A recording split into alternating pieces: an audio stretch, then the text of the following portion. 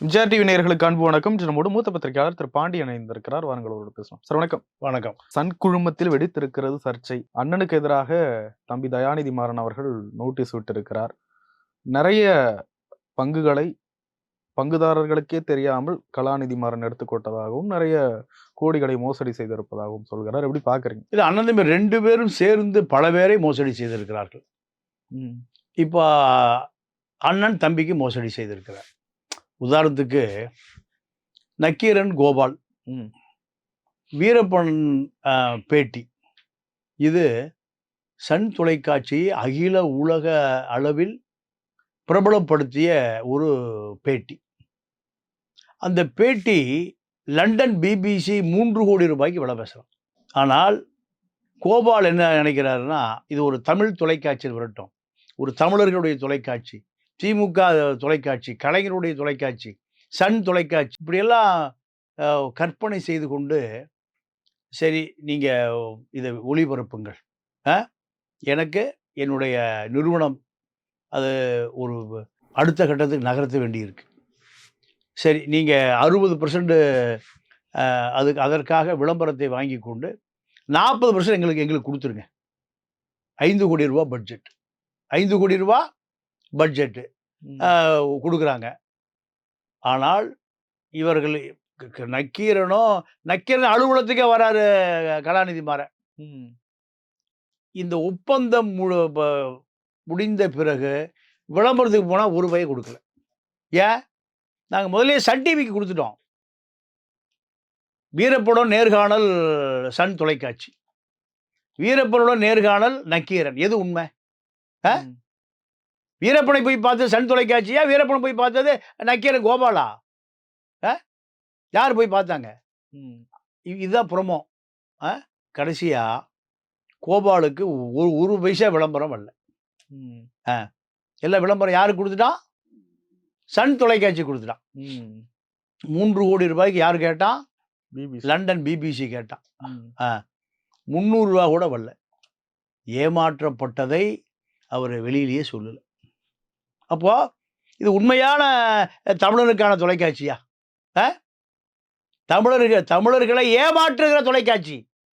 சரி, தயாநிதி மாறன் அமைச்சராக இருந்த பொழுது 500 தொலைத்தொடர்பு கனெக்ஷன், இன்டர்நெட் கனெக்ஷன் வந்த புதுசில் அண்ணன் தம்பி 2 பேருமே, அண்ணன் சன் தொலைக்காட்சி உரிமையாளர், தம்பி இந்த தொலைத்தொடர்பு துறைக்கு அமைச்சர். திமுக பாரு எவ்வளோ முட்டா பயலாக இருந்திருக்கான் பாரு. இன்னும் அப்படித்தான் இருக்கான். இதில் 500 இணைப்பு, ஒரு மினி எக்ஸ்சேஞ்சே வீட்டில் இருக்கு. அரசுக்கு இழப்பு 1000 கோடி. அண்ணன் தம்பி 2 பேரும் சேர்ந்து ஏமாத்தினது. அண்ணன் சன் தொலைக்காட்சியினுடைய உரிமையாளர், தம்பி ஒட்டுமொத்த இந்தியாவுக்குமான அமைச்சர். டாடா ஸ்கை அதை ஒழிச்சதே யாரு? தயாநிதி மாறன் அமைச்சரான பிறகுதான் டாடா நிறுவனங்கள் மூடப்பட்டது. தொலைக்காட்சியில் நிற்கவே முடியல.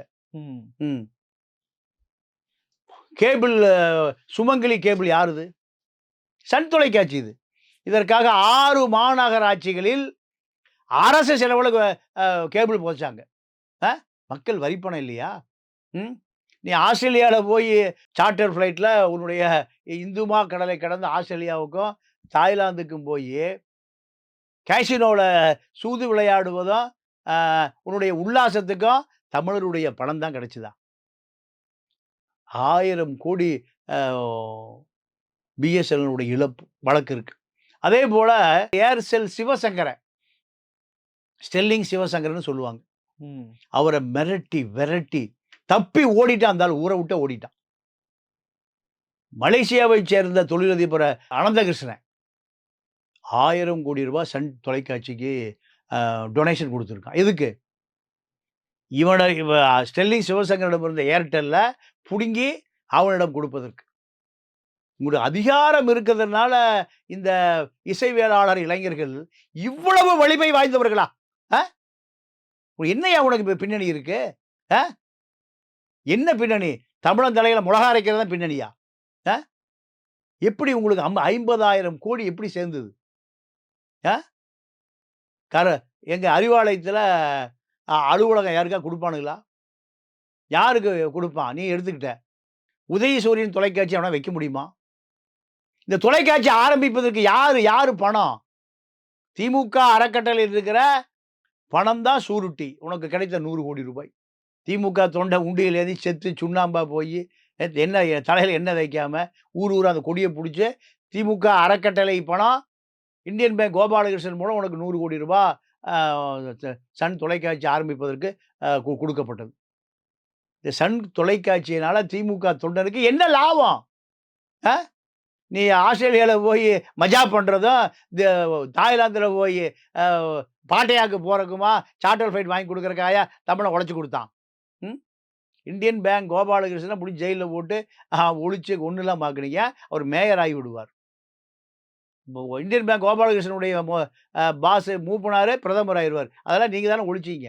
இதுக்கு தான் சன் டிவி பயன்பட்டது. ஐயோ! கொல்றாங்களே! ஐயோ! கொல்றாங்களே! யாரு கொன்னாங்க கருணாநிதிய? அ எல்லாம் சினிமா, வேஷம், நாடகம். அ அப்போ உங்களுக்கு சன் தொலைக்காட்சி இன்னைக்கு ஆசியாவுல பெரிய கோடீஸ்வரர்களாக உங்களை உயர்த்தியது. கங்கா அந்த அம்மா பேரு. காவேரி இல்ல.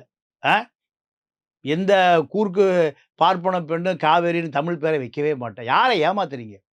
ம். கங்கா காவேரி ஆயிருச்சு. அமெரிக்கா ஹார்வர்ட் யூனிவர்சிட்டில கல்யாணம் பண்ணி செட்டில் ஆயிட்டீங்க. உங்கள திருப்பி இங்க கூட்டி கொண்டு வந்து உங்க அப்பா முரசொலி மாறன் வந்து அ தேவிலால் தலைமையில அறிவாலயத்தில கல்யாணம். கல்யாணம் முடிந்த பிறகு என்ன தொழில் பண்ணீங்க? ம். உங்க தம்பி அருணா ஹோட்டல்ல கேபரா நடத்திட்டு, ஸ்னோ போர்டிங் நடத்திட்டு இருந்தார். அண்ணன் தம்பி 2 பேரும். அதுதானே உங்க தொழிலு. இன்னைக்கு ஆசியாவின் பெரிய கோடீஸ்வரர்களாக உங்களால எப்படி உயர முடிந்தது? இந்த இசைவேளாளர் இளைஞர்களால். ஆ? என்ன உங்களோட பெரிய என்ன பின்னணி இருந்து? திமுக தானே பின்னணி. வேற என்ன பின்னணி உங்களுக்கு? ஆ? அதிகாரம் ஆட்சி வந்தா எதை வேண்டுமானாலும் செய்யலாம். ம். 2006, 2011 மைனாரிட்டி திமுக அமைவதற்கு சன் தொலைக்காட்சியும் ஒரு மீடியா பவரும் ஒரு காரணம் என்று கருணாநிதிக்கு தெரியுது. கருணாநிதி என்ன பண்றாரு? சன் தொலைக்காட்சிய அரசு விளம்பரம், தனியார் விளம்பரம். திருப்பூர்லேருந்து பனியன் முதலாளிகள் பழைய அப்ப எம்எல்ஏவா இருந்த சுப்பராயன் தலைமையில வர்றாங்க. கருணாநிதிய பார்க்குறாங்க. எதுக்குன்னா, பனியனுக்கு 4% சேல் டாக்ஸ 1% பண்ண சொல்லி சுப்பராயன் தலைமையில ஒரு குழு வந்து பார்க்குது.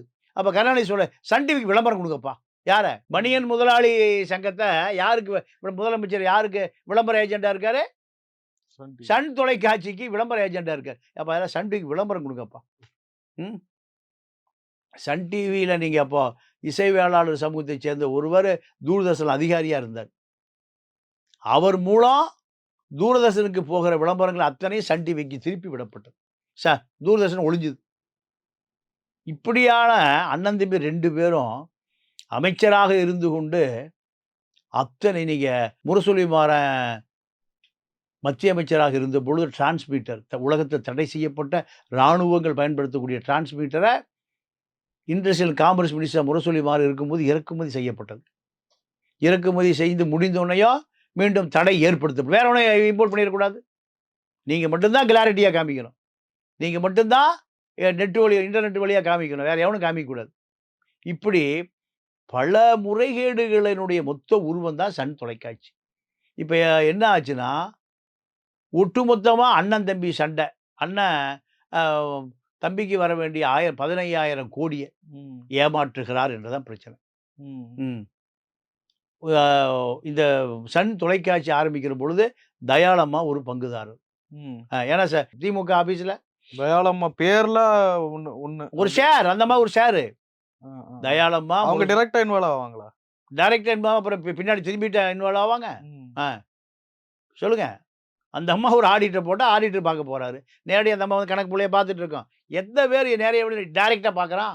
எல்லாம் பின்னாடி திரும்பி தான் பார்க்குறான். மல்லிகா மாறன் ஒரு பங்குதாரர், முரசொலி மாறன் ஒரு பங்குதாரர், கலாநிதி மாறன், தயாநிதி மாறன், அன்புக்கரசி.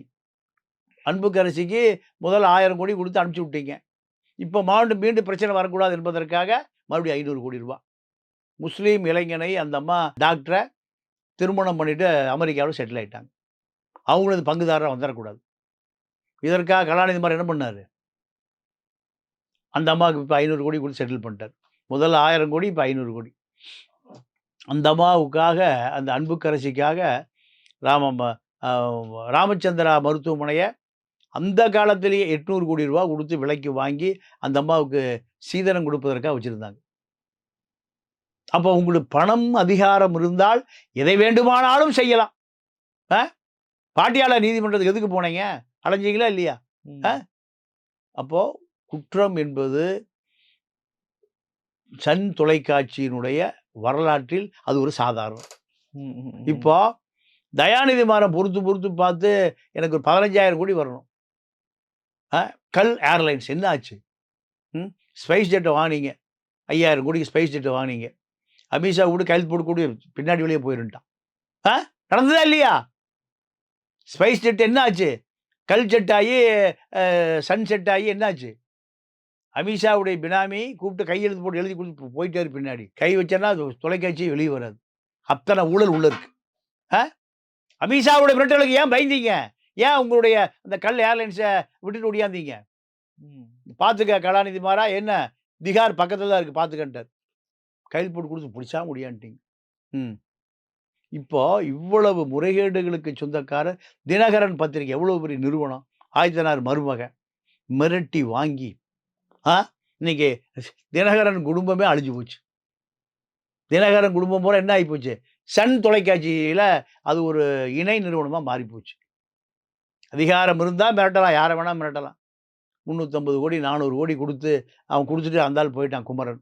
குமரனுக்கு ஒரே புள்ள. அந்த புள்ளைய திரிஷாவை லவ் பண்ணவன். திரிஷாவுக்கு அவளுக்கு இப்போ 7-8 வயசு வித்தியாசம். திரிஷா இப்போ 50 வயசு ஆகுது. 10 வருஷமாக எனக்கு தெரிஞ்சு 41 சொல்லிட்டு இருக்கு அந்த புள்ள. அதை லவ் பண்ண வருண் மணியன் தான் இப்போ குமரனுடைய மகளை திருமணம் செய்திருக்கிறார். இந்த 500 கோடி அப்படியே அங்கே போயிடுச்சு. வேற ஒரு திரிஷாவோட அவர் சுற்றி திரிகிறார். இப்படி தான் இந்த பணங்கள் பூராமே பல 500 கோடி 1000 கோடின்னு கடைசியாக எங்கே போய் நிற்கும்? முட்டுச்சந்தில் தான் போய் நிற்கும். அண்ணன் தம்பி 2 பேரும் செய்த முறைகேடுல தான் இவ்வளவு 1000 கோடி சேர்க்க முடிந்தது. இப்போ 2 பேருமே இப்போ சண்டை போட்டுட்டு வெளியே 2 பேரும் சேர்ந்து செஞ்ச முறைகேடுன்னு. இப்போ அது தயாநிதி மாறன் பொது வெளியில அவர் பண்ணதெல்லாம் வெளில வந்துருச்சு. அவர் விட்ட 2 சம்மனு, அப்புறம் இப்போ டெல்லிக்கு வேற அனுப்புவேன்றாரு. எங்கே அனுப்புனாலும் ஒன்றும் பண்ண முடியாதுங்க. ஒன்றும் பண்ண முடியாது. இதுக்கெல்லாம் முடிவுக்கு வர்றதுக்கு ஒரு 10-15 வருஷம் ஆயிடும். 10-15 இந்த சட்டத்தை எப்படி வளைக்கணும்னு கலாநிதி மாறன் அதில் டாக்டரேட்டே வாங்கியிருக்காரு. என்ன வாங்கியிருக்காரு? டாக்டரேட் வாங்கியிருக்காரு. 1000 கோடி அந்நிய செலாவணி மோசடி யார்? அனந்தகிருஷ்ணன் கொடுத்த பணம் இன்னைக்கு வரைக்கும் அது என்ன ஆச்சுன்னே தெரியல. 500 டெலிஃபோன் எக்ஸ்சேஞ்ச் நடத்தினாரு. அரசு டெலிஃபோன் எக்ஸ்சேஞ்ச் வீட்டில் வச்சு நடத்தினாரு. என்ன ஆச்சுன்னே தெரியல அந்த வழக்கு. சாட்சியே கிடையாது. சிபிஐக்கே வழக்கறிஞர் டிமாண்ட் ஏற்படுத்துகிறவர் கலாநிதி மாறன். எப்படி? சிபிஐ வழக்கறிஞர்கள் அத்தனை பேரையும் இவர் ஒரு ஃபார்ம் பண்ணி அந்த ஃபார்முக்குள் கொண்டு வந்துடுவார். சிபிஐக்கு பிரபலமான வக்கீல்லாம் டிமாண்டாக போய் வழக்கு தள்ளுபடியாயிரு. CBI central bureau of investigation நிறுவனத்துக்கே வழக்கறிஞர் தட்டுப்பாட்டை ஏற்படுத்துகிற ஆள் கலாநிதி மாறன். நீங்கள் நாளெல்லாம் சாதாரணம். அப்போ இது போன்ற பல முறைகேடுகள், எந்த முறைகேடுகளும் இன்னைக்கு வரைக்கும் அவர் தண்டனை அனுபவிக்கவில்லை. ஒரே ஒரு முறைகேடுக்கு மட்டும்தான் தப்பி ஓடுனார். 2011 ஜெயலலிதா முதலமைச்சர் ஆயிட்டாங்க. முதலமைச்சர் ஆன பிறகு ஒரு 100 பட தயாரிப்பாளர் வழக்கு தொடுத்தான் கலாநிதி மாறன் மேல. எங்களை மிரட்டியே வாங்கினாரு. சன் டிவிக்கு கொடுத்தா 65 மார்க், சன் டிவிக்கு அந்த படத்தை கொடுக்கலைன்னா 35 மார்க். யார்? சாக்ஸும் ஐயப்பனும். ஐயப்பன் செத்தே போயிட்டான். அடிச்ச கையை காலை உடைச்சு நான் பார்த்தேன். சைதாப்பேட்டை கதறிட்டு வந்தான். உங்களுடைய ஆட்டமெல்லாம் அதிகாரம் இருக்கிற வரைக்கும் தான். அதிகாரம் போச்சுன்னா பாதி பேர் செத்து போயிடுவான், பாதி பேர் கால் உடைஞ்சு போயிடும், பாதி பேர் தப்பி ஓடுவான். கலாநிதி மாறனை பிடிச்சி ஜெயலலிதா என்ன பண்ணிருச்சு? 100 புகார் இருக்கு. தயாரிப்பாளர்கள் கொடுத்து பணமே கொடுக்கல. அந்த புகாருக்கு அத்தனை புகாரை கமிஷன் ஆஃபீஸுக்கு வாங்கிய பிறகு கலாநிதி மாறனை விசாரித்து கேகே நகர் லாக்கப்பில் போட சொல்லிடுச்சு. ம். ஒரு நாளாவது லாக்கப்பில் இருக்கணும். இதை காவல்துறையில் உயர் அதிகாரி கருப்பு ஆடுகள் சொன்ன பிறகு ராத்திரி காலையில் 5, 6 மணிக்கு அவங்க தாத்தாவை கைது பண்ண மாதிரி பண்ண போகிறாங்க. 3 மணிக்கே 2 ஜெர்மன் ஷெப்பர்டோட வாக்கிங் ட்ரெஸ்ஸோட புருஷன் பொண்டாட்டியும் தப்பி துபாய் போயிட்டாங்க. அவங்களுக்கு சார்ட்டர் ஃப்ளைட் இருக்கு, ஜெட் இருக்கு, 2000 கோடி ரூபாய் ஜெட் இருக்கு. அவர் பொழுது போவதற்கு இந்துமா கடலை கடந்த மெல்போர்ன் போயிடுவார். அங்கே தான் அவருக்கு பொழுது போகும். இவ்வளவு பெரிய வசதி வாய்ப்பை இந்த தமிழ்நாடும் திராவிட முன்னேற்ற கழக பின்னணியும் தான் அவருக்கு கொடுத்துருக்கு. ஆனால் இவ்வளவு வசதிகளையும் வாய்ப்பையும் கொடுத்த தமிழர்களுக்கும் திமுகவுக்கும் எந்த நன்மையும் செய்ததில்லை. ஒரு காலத்தில் கருணாநிதியை அவர் வந்து பாருங்கிறார். சன் டிவி ஆபீஸை அறிவாலயத்திலிருந்து உடைச்சு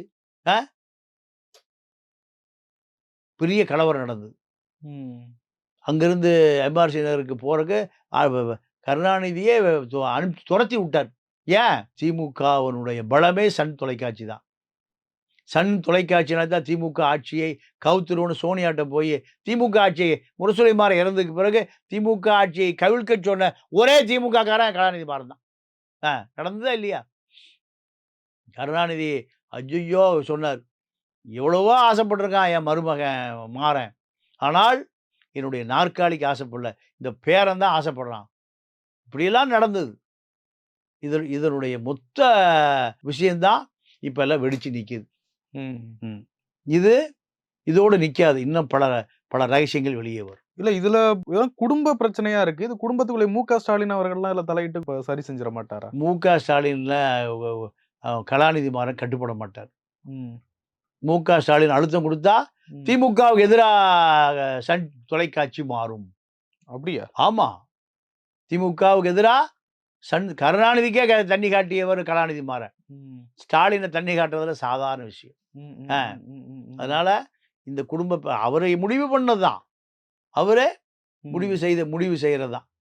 இப்ப அந்த பொண்ணு ஒரே வாரிசு, காவியா, கலாநிதி, கங்கா. இப்போ இந்த பொண்ணு அனிருத்த விரும்புதுன்னு ஒரு செய்தி வருது. அது எவ்வளவு தூரம் உண்மைன்னு தெரியல. ஆனால் இதற்கு பின்னால் லதா ரஜினிகாந்த் இருக்கார். லதா எப்படி ரஜினியை திருமணம் செய்ததற்கு பத்திரிகையாளராக உருவெடுத்து போய் ரஜினியை தன்னுடைய கட்டுப்பாடுகள் கொண்டு வந்தாரோ, அதே போல லதாவுடைய திட்டமிடல் படித்தான் அனிருத்தம் காவியாவை கவர்வதற்கான மூளை லதாவுடைய மூளை. இப்போ 50,000 கோடி அப்படி எங்கே போகுது? அனிருத் வீட்டுக்கு போகுது. இதுதான் நடக்கும் எதிர்காலத்தில். ஒருவேளை திருமணம் நடந்தால், நிறைய விஷயங்களை பகிர்ந்து. நன்றி சார். நன்றி, வணக்கம்.